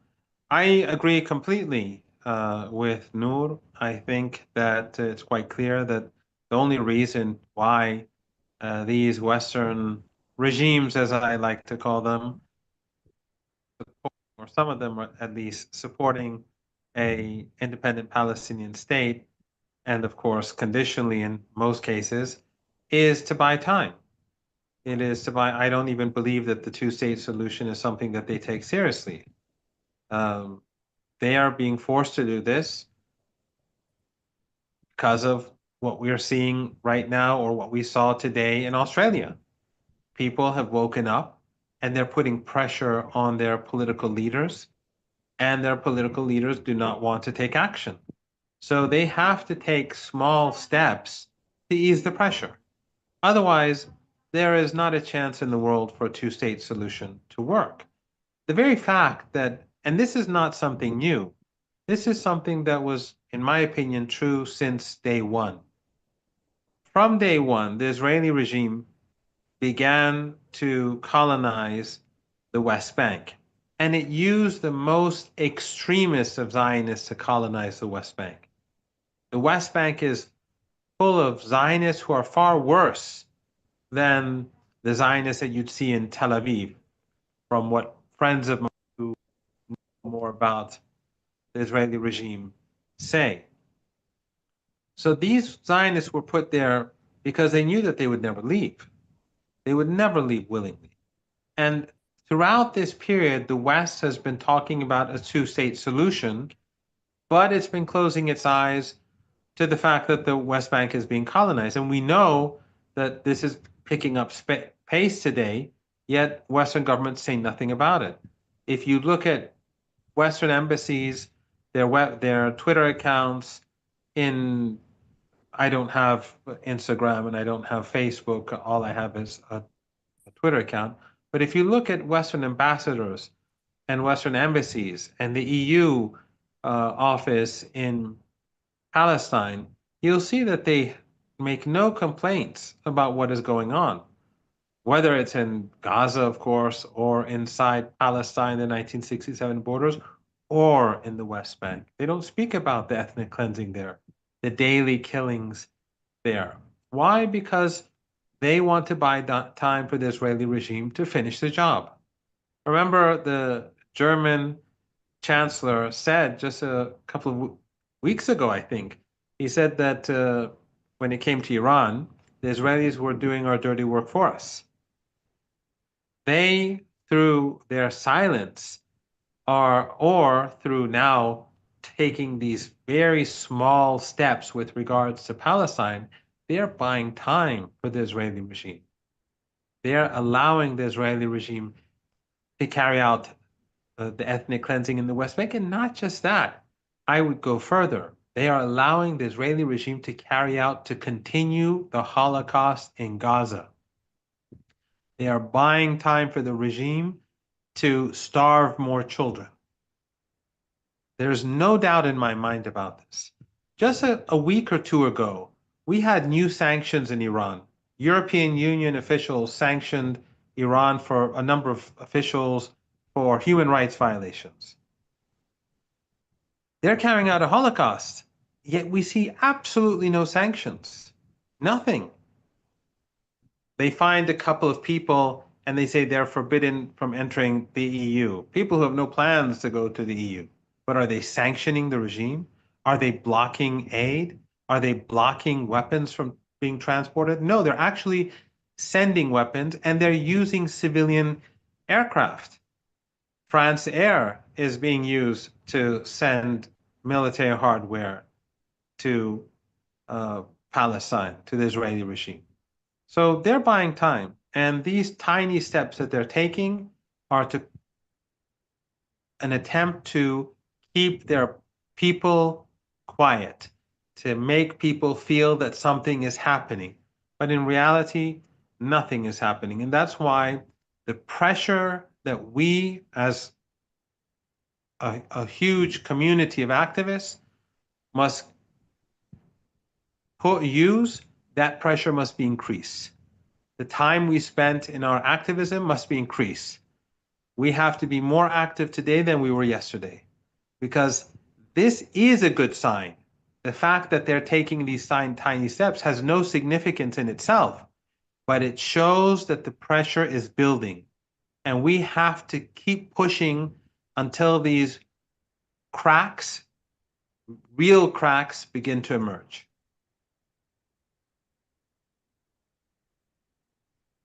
Okay, great. Thank you. I guess we will now go to KJ. KJ, please feel free to respond to any and all questions.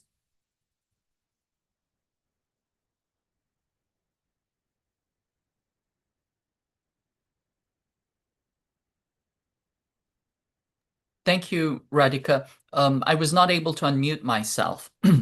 Oh, sorry. I should. Okay, go ahead. I'll take care of it in the future. Yeah. Just very briefly, I agree with everything Professor Marandi has said. And I also want to highlight that, as I pointed out, Stuart Seldowitz, the racist who said that, 4,000 dead Palestinian children are not enough. This was the man who was the deputy director of the State Department Office of Israeli and Palestinian Affairs for 4 years. So he was essentially, quote unquote, mediating the two-state solution. So this shows you the extraordinary cynicism of the US State Department when it does these kinds of rhetorical actions. I want to speak very briefly about the Saudi Arabia-Iran rapprochement. So there has been, diplomatic normalization. And when this was declared in March of 2023, over 2 years ago, everybody said that this cannot hold. This is tentative. KJ, do turn on your video if you can. I have turned it on. Oh, okay. I can't see you for some reason, but go ahead. Okay. Yes. So when this was announced through the mediation of China, people said that this was tentative. It cannot hold. And we still don't know. I mean, the situation is fragile and the future is uncertain. But we do know that in April of this year, all-day comfort in your new wardrobe savior. In April of this year, MBS met with the supreme leader in a very, very high-profile visit. So I think that sends a powerful message. Also, Saudi Arabia and Iran have been coordinating on the Hajj, and there was an incident that they were able to de-escalate successfully because of their continued good diplomatic relations. And then in July, on July 9th, actually, the foreign minister made a stopover in Saudi Arabia and spoke to his counterpart. And so I think that these are good signals. I think that right now the picture is still unclear because it's a very, very mixed relationship. US and Saudi Arabia still have a security partnership. MBS is apparently still very close to Trump.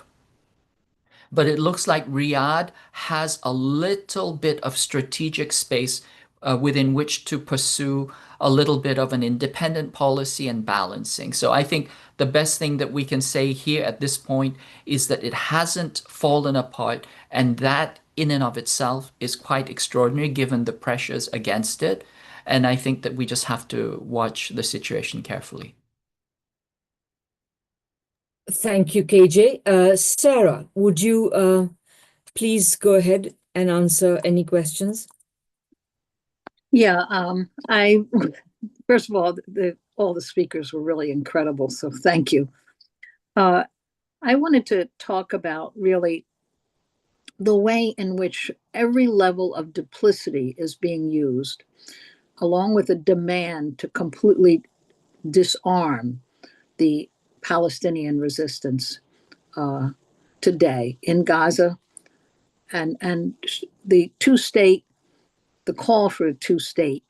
I mean, Oslo was in 1993, and you could go all the way back to 1948, which promised two states. There would be two states. One was totally a disarmed, controlled state. But at the time of Oslo, there would be really a compliant government that was allowed.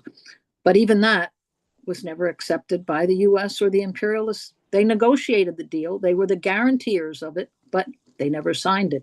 Instead, they continued to ensure that only Israel was armed. So it was a fraud from the beginning. It's a fraud now.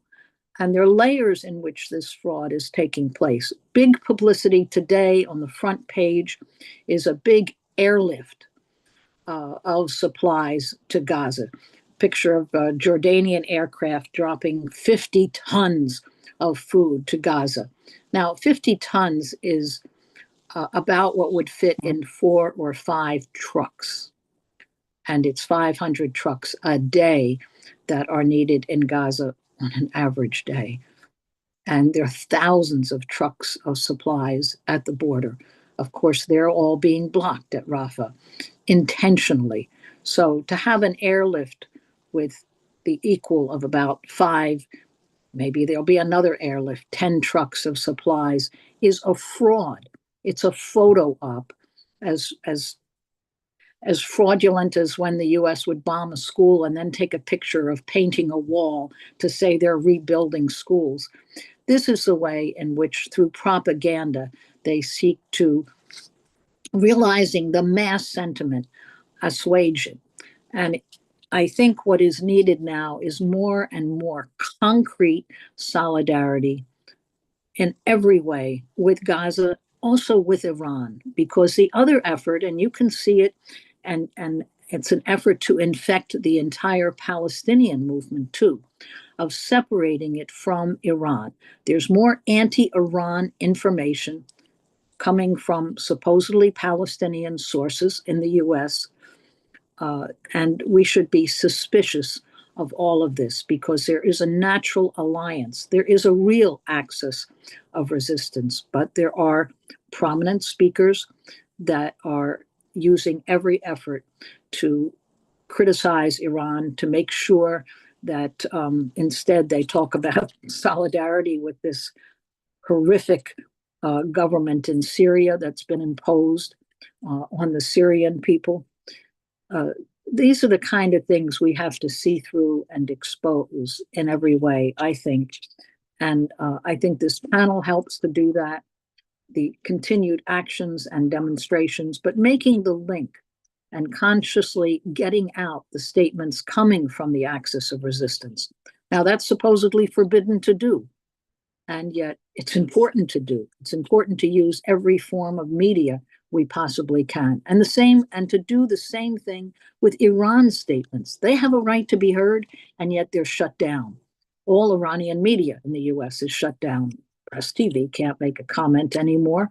That, maybe you could find it somewhere online, but as a media source, there is a shutdown of every country that the US targets. And so we have to use the media that we have access to consciously to break through that, to reprint the statements from the axis of resistance as a whole, to show this is an aspiration throughout West Asia. I think those are the main points I want to make, but we shouldn't accept any of these calls for a two-state suddenly coming from Britain or France or any of the countries that are still complicit, that are still part of sending the arms and aid to Israel, because they don't mean it in any sense at all, except to disarm the Palestinian movement, which is refusing to be disarmed and continues to assert their right to resist at horrific odds. I mean, we should salute this level of steadfast, heroic resistance. And we should thank the Iranian people for continuing their aid and assistance, because certainly they know if they wanted to make a deal with imperialism tomorrow, they know exactly how they could do so. And that would be to abandon Palestine, and that they're refusing to do. So thank you. Thanks very much, Sara. I guess we'll go now to Hamid. Please go ahead, Hamid.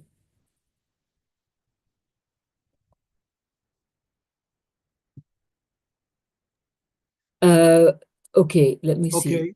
Yeah, great. You have great. my voice now? Yeah. Okay. Very much. Well, I don't want to take any more time of the audience listening to this fantastic panel. Everything that really needs to be said was said by other panelists in regard to the questions that were raised, specifically about the two-state offer or solution or whatever.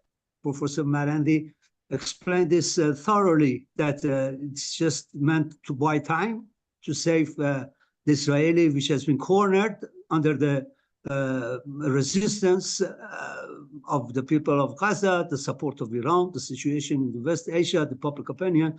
The only thing which I may just to emphasize, which was raised and actually several times stressed by Dr. Marandi, was to increase what we have been doing, to build up more pressure on the Israeli government, on the imperialist government of the United States. I think what we witnessed in the 12 days in post-war and afterwards is that our resistance has brought fruit, is being fruitful already. We are witnessing it in preventing the continuation of military aggression of Israel, that it was proven there.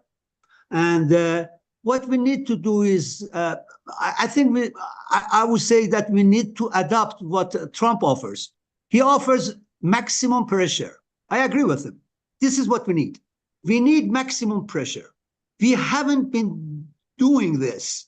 We have created some pressure, but we have to build up on this. We need more strikes, working class, in the capitalist governments, in the metropolitan cities, in London, in France, in all Europe, all over Europe, United States, Canada. We need strikes. We need demonstrations, broader demonstrations.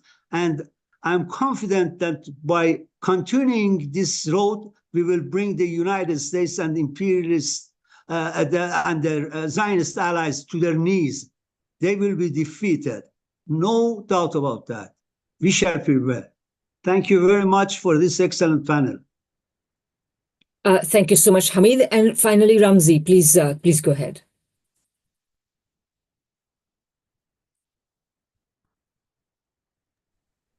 Yeah.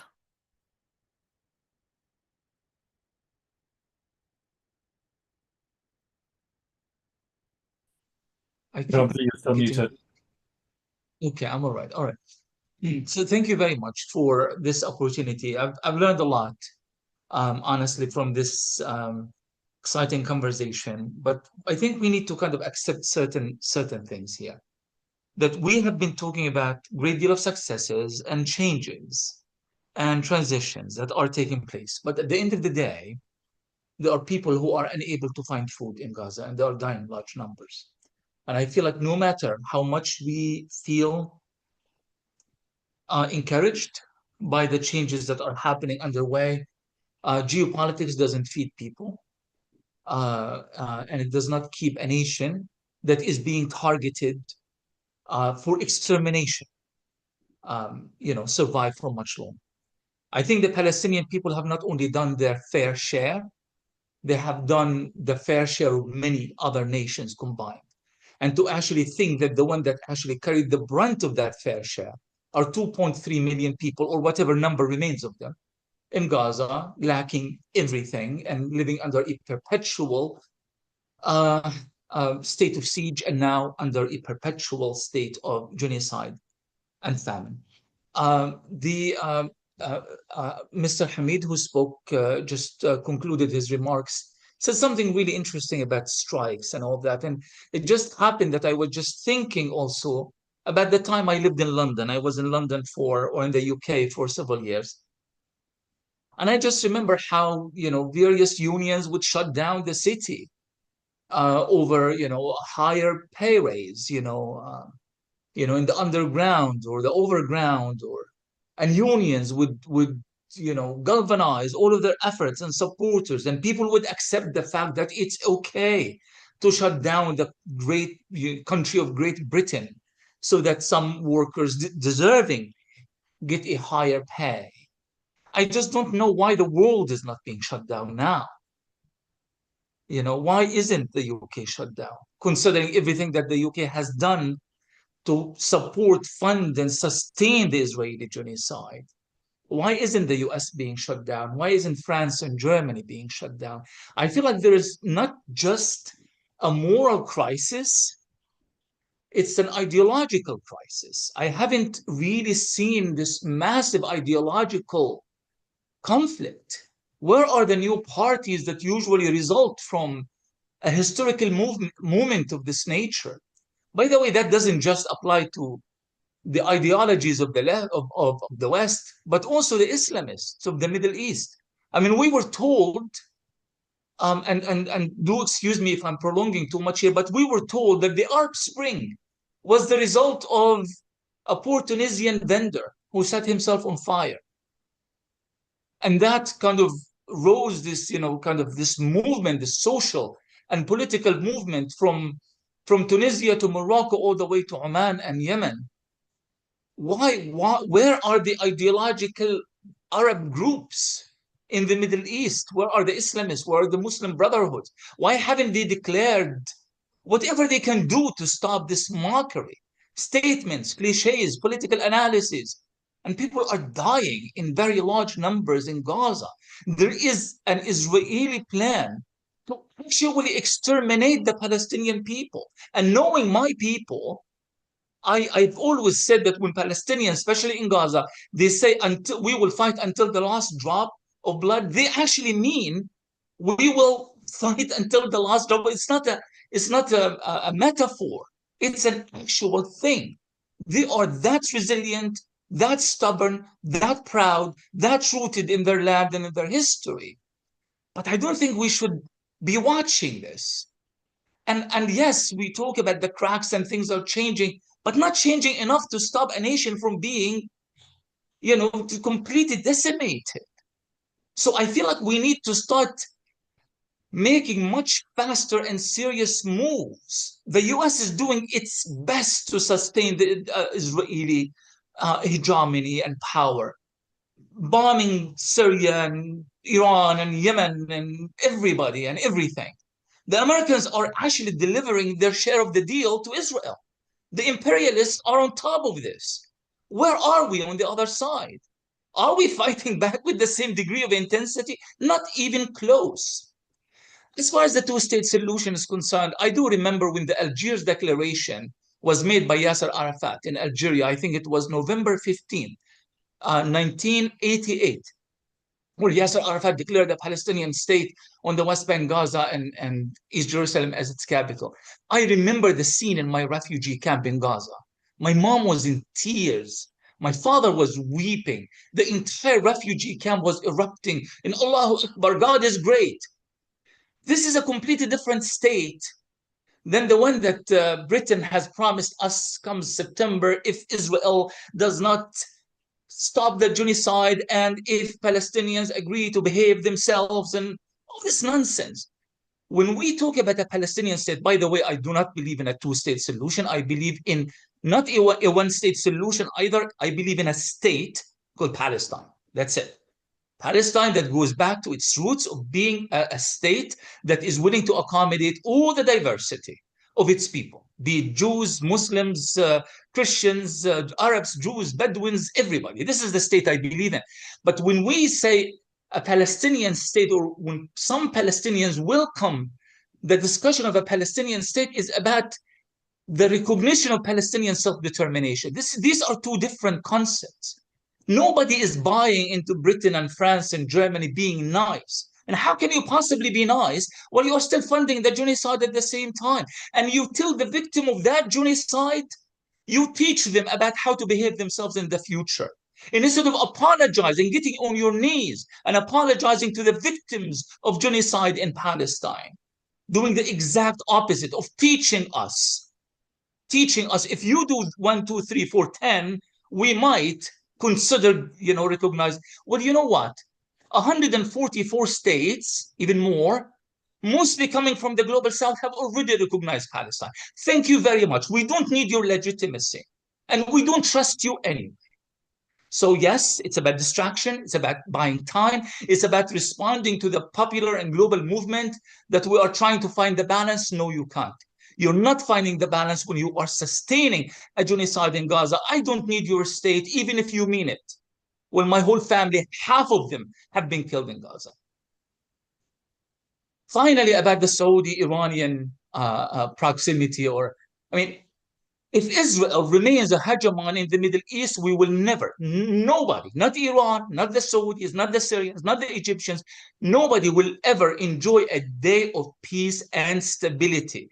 Israel is a settler colonial program.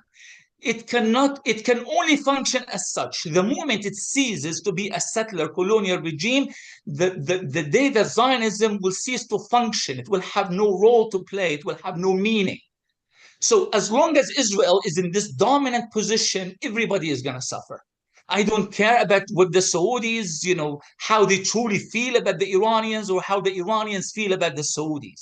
At the end of the day, the future of the Middle East, the stability of the Middle East, justice in the Middle East is going to be determined when countries in the Middle East, save Israel, are actually able to understand that their unity, their proximity, their good relations, their good ties will be the best and most decisive answer to Israeli military occupation and apartheid, to Israel's settler colonialism, and to American imperialism.